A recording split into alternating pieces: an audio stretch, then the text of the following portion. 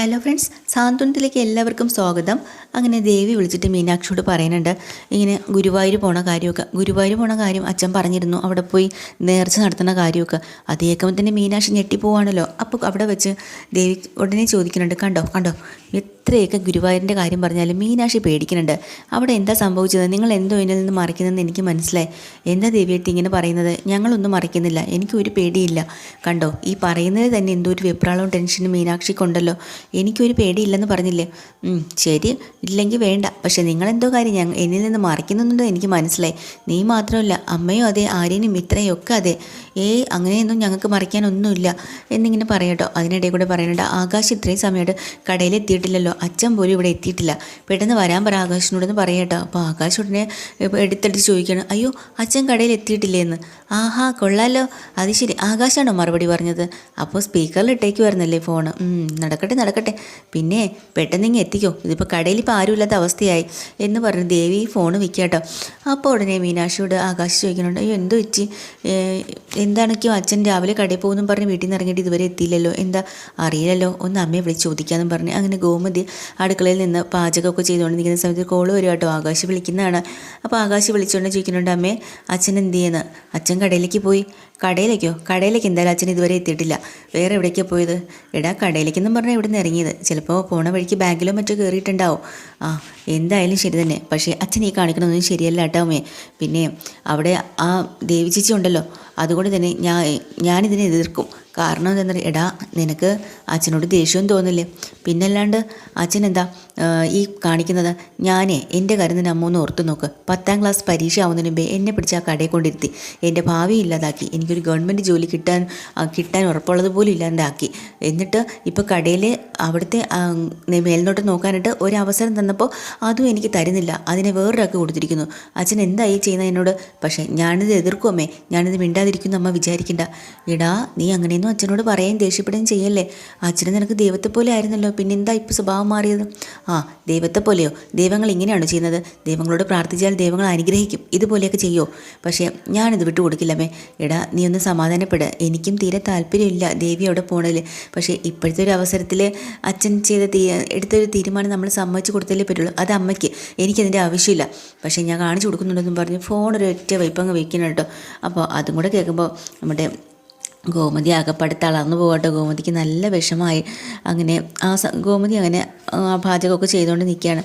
ഈ സമയത്ത് തന്നെ നമ്മുടെ ആര്യൻ നേരെ മിഥുൻ്റെ പരിസരമൊക്കെ ഒന്ന് അന്വേഷിച്ച് പോകാട്ടോ. ഇതിൻ്റെ വീടും പരിസരവും അവിടെയുള്ള ആരോടെങ്കിലും ഒന്ന് അന്വേഷിക്കാം. ഇവനെ കണ്ടിട്ട് എത്ര നാളായിരുന്നോ, എവിടെയായിരുന്നോ, എന്തെങ്കിലും ഒരു സൂചന ഇതിനെക്കുറിച്ച് കിട്ടണ്ടേ, എന്നാലേ സമാധാനമാവും. അങ്ങനെ ജോലിക്കിടയിൽ ആ പരിസരത്തൊക്കെ വന്ന ഒരാളിനോട് അന്വേഷിക്കുകയാണ് മിഥുനെക്കുറിച്ചൊക്കെ. പക്ഷേ അയാൾക്ക് ആളെ പിടികിട്ടിയില്ല. പിന്നെ മിഥുൻ്റെ കൂട്ടുകാരനുമൊക്കെ ഒരു ഫ്രോഡാ, ഈ മുക്കിലൊക്കെ വന്നിരിക്കും എന്നൊക്കെ പറഞ്ഞിട്ടും അയാൾക്ക് ആളെ മനസ്സിലായില്ല കേട്ടോ. അങ്ങനെ പെട്ടെന്ന് അയാളോട് പറയുന്നുണ്ട്, സാരയില്ല ഏട്ടൻ പൊക്കോ, ഞാൻ അന്വേഷിച്ചോളാന്ന്. അവിടുന്ന് നേരെ മിത്രയെ കൂട്ടിക്കൊണ്ട് വരും കേട്ടോ. എന്നിട്ട് ഒരു അമ്പലത്തിൻ്റെ നടയിൽ വന്ന് നിന്നിട്ട് ഇവർ സംസാരിക്കുന്നുണ്ട്. നമ്മുടെ മിഥുൻ്റെ കാര്യങ്ങൾ പറഞ്ഞ് സംസാരിക്കുന്നിടയ്ക്ക് മിത്ര ചോദിക്കുന്നുണ്ട്, ആര്യ അവൻ ശരിക്കും പറഞ്ഞാൽ ഈ നാട്ടിൽ നിന്ന് പോയി കാണുമെന്ന്. അപ്പോൾ ആര്യം പറഞ്ഞിട്ടുണ്ടെടി, ഈ നാട്ടിൽ അവൻ ഉണ്ടാവാൻ വഴിയില്ല. എങ്കിൽ ആരെങ്കിലും അവനെക്കുറിച്ച് എന്തെങ്കിലും അറിയാണ്ടിരിക്കുമോ? അവൻ ഇവിടുന്ന് പോയെന്നാണ് തോന്നണേ, ഈ നാട്ടിലൊന്നും ഇല്ല. അങ്ങനെ പറഞ്ഞ് എന്നെ സമാധാനിപ്പിക്കുകയാണോ?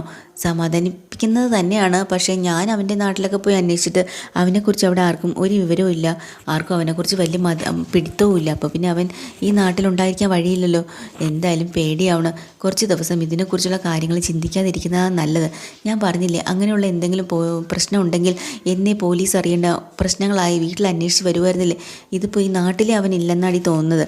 പിന്നെ ഒരു കാര്യം, നീ ഇപ്പോൾ ഇതിനെക്കുറിച്ചൊന്നും ടെൻഷൻ അടിക്കാണ്ട് നീ ഇപ്പോൾ ജോലിക്ക് കോളേജിലൊക്കെ പോയി പഠിക്കാൻ നോക്കുക. ഇനി ഇതിനെക്കുറിച്ച് അങ്ങ് വിട്ടേരെന്ന് പറയാം കേട്ടോ. എന്നിട്ട് മിത്ര പറയുന്നുണ്ട്, ആര്യ നീ ഇങ്ങനെയൊക്കെ പറയണ കേൾക്കുമ്പോൾ എൻ്റെ മനസ്സിലൊരു വല്ലാത്ത ഒരു ധൈര്യമാണ് എനിക്ക് കിട്ടുന്നതെന്ന് പറയാം. അപ്പോൾ ആര്യം പറഞ്ഞിട്ട്, ഞാനും ഒരു സത്യം പറയാം മിത്രേ, നിന്നോട് ഞാൻ ഈ കാര്യങ്ങളൊക്കെ സംസാരിക്കുമ്പോൾ എനിക്കും എന്തോ ഒരു ധൈര്യം നിന്ന് കിട്ടുന്നുണ്ട്. പോരാഞ്ഞിട്ട് നിന്നെ സംരക്ഷിക്കേണ്ടത് എൻ്റെയും കൂടെ കടമയാണെന്ന് എനിക്ക് തോന്നിപ്പോവുക. അപ്പോൾ കുറച്ചുകൂടി ധൈര്യം എനിക്ക് വന്ന് ചേരുക എന്ന് പറയാം കേട്ടോ. അങ്ങനെ അവർ രണ്ടുപേരും കൂടെ അവിടെ നിന്ന് സംസാരിച്ചുകൊണ്ടിരിക്കുകയാണ്. ഇതിനിടയ്ക്ക് മിഥുനാണെങ്കിൽ വീണ്ടും പറയുന്നുണ്ട്, അതെ നീ ഇനി ആവശ്യമില്ലാതെ അവനെക്കുറിച്ചൊന്നും ചിന്തിച്ച് സമയം കളയേണ്ട ആവശ്യമില്ല. നമ്മൾ എന്തായാലും അവനെക്കുറിച്ചുള്ള കാര്യങ്ങൾ നമ്മൾ അന്വേഷിച്ചു കൊണ്ടേ തന്നെ ഇരിക്കും. പക്ഷേ നീ ഇപ്പോൾ അതൊന്നും ഓർത്ത് പേടിക്കരുത്. അപ്പോൾ പൂർണ്ണമായിട്ട് ഇപ്പോൾ അവൻ നമ്മളിൽ നിന്ന് അകന്നു പോയിക്കൊണ്ട് തന്നെയാണ് ഇരിക്കുന്നത്. നീ വെറുതെ ടെൻഷൻ അടിക്കരുതെന്ന് പറഞ്ഞ് മിത്രയെ ഒരു വിധമൊക്കെ സമാധാനിപ്പിച്ച് വെക്കട്ടോ. എന്നാലും മിത്ര വീണ്ടും വീണ്ടും ഇതിനെക്കുറിച്ച് തന്നെ സംസാരിച്ചുകൊണ്ടിരിക്കുമ്പോൾ വീണ്ടും ആര്യൻ വഴക്ക് പറഞ്ഞിട്ട് നീ വെറുതെ ആവശ്യമില്ലാതെ ടെൻഷൻ അടിക്കരുത് എന്ന് പറഞ്ഞ് സമാധാനപ്പെടുത്താം കേട്ടോ. അങ്ങനെ അവർ അവിടെ നിന്ന് പോവുകയാണ് കുറേ കാര്യങ്ങളൊക്കെ സംസാരിച്ചിട്ട്. പക്ഷേ വീട്ടിലാണെങ്കിൽ ഗോമതി ഇങ്ങനെ കാത്തു നിൽക്കുക, ജോലി ചെയ്തുകൊണ്ടിരിക്കുമ്പോൾ ബൈക്കിൻ്റെ സൗണ്ട് കേൾക്കാം കേട്ടോ. ആര്യൻ നേരെ അച്ഛനെ കൊണ്ട് വിട്ടിട്ടാണല്ലോ പോയത്, വീട്ടിൽ വിട്ടിട്ടാണ് ആര്യൻ പോകുന്നത്. അപ്പോൾ ആര്യൻ്റെ ഒരു വണ്ടിയുടെ സൗണ്ടൊക്കെ കേട്ടിട്ട് പെട്ടെന്ന് വിചാരിക്കുന്നുണ്ട് ആര്യനാണ് വരുന്നതെന്ന്. നോക്കുമ്പോൾ നമ്മുടെ ബാലനാണ് വരുന്നത് കേട്ടോ. വന്ന പാടെ ബാലൻ വിചാരിക്കുന്നുണ്ട് 2 ദിവസത്തിനകം എല്ലാത്തിൻ്റെ കള്ളത്തരങ്ങൾ ഞാൻ കണ്ടുപിടിക്കും, അത് ഉറപ്പാണ്. പിന്നെ എന്നെ എല്ലാവരും കൂടെ പറ്റിച്ച് ജീവിക്കാമെന്ന് ആരും നോക്കണ്ട. എന്തായാലും ബാലൻ ആരാന്ന് ഞാൻ കാണിച്ചു കൊടുക്കുന്നുണ്ട്. ഇനി ബാലൻ്റെ പുതിയ മുഖമാണ്. ഞാൻ എല്ലാവരും സ്നേഹിക്കും, സ്നേഹത്തോടെ കൂടെ നിന്ന് എന്നെ ഈ കള്ളത്തരം എന്താണെന്നും എന്നെ ചതിച്ചത് ആരാണെന്നും ഇനി ഞാൻ കണ്ടുപിടിക്കും. ആ ഒരു വാശിയോടുകൂടിയാണ് നേരെ വന്ന് അടുക്കളയിലേക്ക് കയറുന്നത് കേട്ടോ. വന്ന പാടെ തന്നെ ഗോമതി ചോദിക്കുന്നുണ്ട് അയ്യോ ബാലട്ടൻ എന്താ കടയിൽ പോകാഞ്ഞെന്ന്. അതെ അതല്ല ഇപ്പം ആകാശ് വിളിച്ചിരുന്നു, ആകാശിന് നല്ല നീരസമുണ്ട് കേട്ടോ, ദേവി അവിടെ ഇരുത്തുന്നില്ല. ഞാൻ കടയിൽ പോകാൻ ഇറങ്ങിയതാണ്, പെട്ടെന്ന് എനിക്കൊരു നടുവേദന വന്നു. അങ്ങനെ ആര്യനെ വഴി വെച്ച് കണ്ടിട്ട് ആര്യനെ ഇവിടെ കൊണ്ടുവിട്ട് ആണോ, ഞാൻ ബൈക്കിൻ്റെ സൗണ്ട് കേട്ടപ്പോൾ ഞാൻ കരുതി അവനാ വന്നേന്ന്. അത് ശരി, എന്താ നടുവേദന വീണ്ടും വന്നേ ബാലട്ട, അയ്യോ എന്ത് പറ്റി എന്ന് പറഞ്ഞാൽ ടെൻഷൻ ആവണം ഗോമതി. നീ ടെൻഷനൊന്നും ആവണ്ട, വേദന ഇന്ന് കിടന്നാൽ മാറും, ഇന്നും കൂടെ ഒന്ന് റെസ്റ്റ് എടുക്കാം. നീ ഒരു കാര്യം ചെയ്യും. പിന്നെ അതുമാത്രമല്ല ഞാനിപ്പോൾ കുറച്ച് 1-2 ദിവസം ഇവിടെ കിടന്നപ്പോഴാണ് എനിക്ക് ചില കാര്യങ്ങൾ എനിക്ക് മനസ്സിൽ ഞാൻ ഓർമ്മ വന്നത്. എന്താ നമ്മുടെ ജീവിതവും നമ്മുടെ കാര്യങ്ങളും പിന്നെ നീയും അവിടെയുള്ള കുറച്ച് കുറച്ച് ദിവസം അടുത്തിരുന്ന ആ ഒരു നിമിഷങ്ങളും. അപ്പോൾ എനിക്ക് നിന്നെ പെട്ടെന്ന് കാണണമെന്ന് തോന്നി, അതുകൊണ്ടാണ്. പിന്നെ പെട്ടെന്നൊരിഷ്ടം ഒന്ന് പോയേ അങ്ങോട്ട് എന്ന് പറഞ്ഞാൽ. അപ്പോൾ ശരിക്കും പറഞ്ഞാൽ ഗോമതി സോപ്പിടുക കേട്ടോ ബാലൻ, കാര്യങ്ങൾ മനസ്സിൽ നിന്ന് ചോർത്തിയെടുക്കണല്ലോ അതിന് വേണ്ടിയിട്ട്. എന്നിട്ട് ഗോമതിയോട് പറയാനുണ്ട് അതെ വേറൊന്നുമില്ല, ഞാൻ ഇങ്ങോട്ട് വരുന്ന വഴിക്ക് ദേവി വിളിച്ചിരുന്നു. എന്താ അല്ല എനിക്ക് കടച്ചില്ലാന്ന് പറഞ്ഞിട്ട് ഞാൻ എത്തിയില്ലല്ലോ, അതുകൊണ്ടാണ് വിളിച്ചത്. അത് ശരിയാണ്. അപ്പോൾ വിളിച്ച് ചോദിച്ചിട്ട് അവൾ പറയാ നമുക്കൊന്ന് ഗുരുവായൂർ പോയിട്ട് നമുക്ക് നേർച്ചകളും കാര്യങ്ങളൊക്കെ ചെയ്യണമെന്ന് പറയണുണ്ട്. ദേവി എന്നോട് ഇങ്ങോട്ട് പറഞ്ഞു എന്ന് അങ്ങനെയാണ് പറയാൻ കേട്ടോ. ഗുരുവായൂരെന്ന് കേൾക്കണമെങ്കിലും നമ്മുടെ ഗോമതിയുടെ മനസ്സൊക്കെ അങ്ങ് മാറി, മുഖവും മാറി, ആകെ തളർന്നതുപോലത്തെ ഒരു അവസ്ഥയായി. പെട്ടെന്ന് അത് ശ്രദ്ധിക്കുന്നുണ്ട് കേട്ടോ നമ്മുടെ ബാലൻ വിചാരിക്കണ്ടോ ഇത് ഗുരുവായൂരിൻ്റെ പേര് പറഞ്ഞതും ആര്യൻ്റെ മനസ്സും മുഖവും ഒക്കെ അപ്പം തന്നെ മാറി വല്ലാതായി.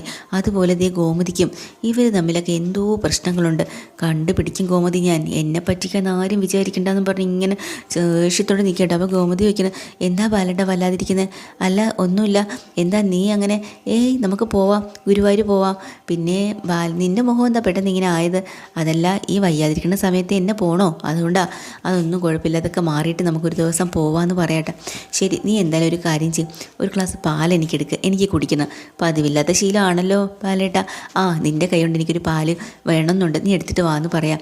അങ്ങനെ അകത്ത് ചെന്നിരുന്നിട്ട് ബാലൻ ആ മിഥുൻ്റെ ഫോട്ടോയൊക്കെ എടുത്ത് ഇങ്ങനെ ദേഷ്യത്തോടെ ഇങ്ങനെ നോക്കട്ടെ മിഥുന് ആ ഫോട്ടോയിൽ. എന്നിട്ട് ആലോചിച്ചുകൊണ്ടിരിക്കുക 2 ദിവസം എല്ലാം ഞാൻ തീർത്ത് പൊളിച്ചടുക്കി കയ്യിൽ കൊടുക്കും എന്ന് വീണ്ടും വീണ്ടും ചിന്തിച്ചുകൊണ്ടിരിക്കട്ടെ. അപ്പോൾ ഗോമതി ഒരു ഗ്ലാസ് പാലിനായിട്ട് വരികയാണ്.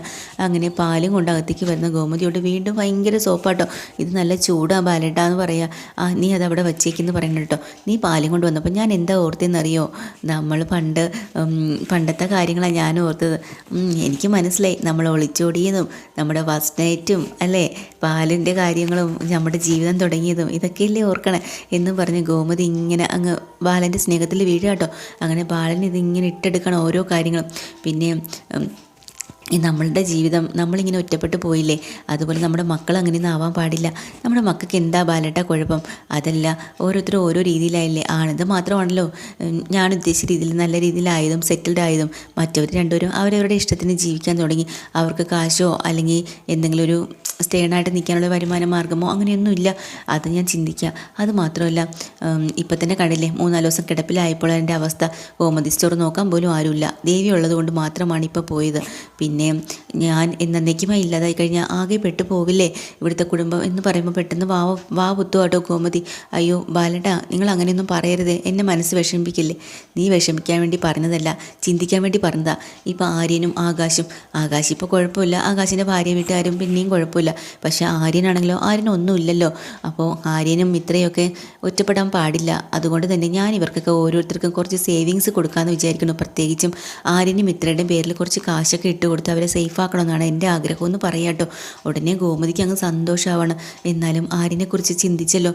ആര്യൻ ബാലേട്ടൻ്റെ മനസ്സിലുണ്ടല്ലോ, എനിക്കത് മതി. പിന്നല്ലാണ്ട് മനസ്സിലില്ലാതെ നീ എന്താ വിചാരിച്ച് വെച്ചിരിക്കുന്നത്? പക്ഷേ എൻ്റെ മനസ്സിൽ അവൻ്റെ കുട്ടിക്കാലവും അവർ വളർന്നതും ഇത് എൻ്റെ മോനല്ലേടി അവൻ, അതൊക്കെ എനിക്ക് ഓർക്കണ്ടേ. പിന്നെ നീ എന്താ ഇങ്ങനെ വിചാരിച്ച് വെച്ചിരിക്കുന്നത് എന്നൊക്കെ പറഞ്ഞിട്ട് അങ്ങനെ സോപ്പിടുവാട്ടോ. അങ്ങനെ ഗോമതി വീണ്ടും അങ്ങനെ ആര്യൻ്റെ ഒരു കല്യാണം നടന്നത് നമ്മുടെ ഇഷ്ടപ്രകാരമല്ലല്ലോ എന്ന് പറഞ്ഞുകൊണ്ട് വീണ്ടും ഇടയ്ക്കിടയ്ക്ക് ബാലൻ ഇങ്ങനെ ദേഷ്യം പറഞ്ഞിട്ടുണ്ട് കേട്ടോ. ബാലൻ്റെ ദേഷ്യം ഇടയ്ക്ക് വരുന്നുമുണ്ട്. ഇത് കാണുമ്പോഴത്തേക്ക് ഗോമതി ഒന്ന് പേടിക്കുകയും ചെയ്യുന്നുണ്ട്. അങ്ങനെ നമ്മുടെ ബാലൻ വിചാരിക്കുകയാണ്, ഞാനിട്ട ഒരു ചൂണ്ടയിലേക്ക് നമ്മുടെ ഗോമതി കൊളുത്തി തുടങ്ങിയിട്ടുണ്ട്. എന്തായാലും നിന്നിൽ നിന്ന് തന്നെ ഞാൻ സത്യം മനസ്സിലാക്കും ഗോമതി എന്ന് പറഞ്ഞ് നിൽക്കാട്ടോ. ഗോമതി എന്ന് ഓരോന്ന് ആര്യനെക്കുറിച്ചൊക്കെ ഇങ്ങനെ വാതോരാതെ പറയുമ്പോൾ അറിയാണ്ട് ഗോമതി ഇങ്ങനെ പറഞ്ഞു പോവും എന്നുള്ളൊരു സ്റ്റേജ് എത്തുവാണ് കേട്ടോ. അതാണ് ഇന്നത്തെ എപ്പിസോഡിൽ. പുതിയൊരു എപ്പിസോഡ് വീണ്ടും വരാം. ചാനൽ ഇഷ്ടമായി ലൈക്ക് ചെയ്യുക, സബ്സ്ക്രൈബ് ചെയ്യുക. Thank you.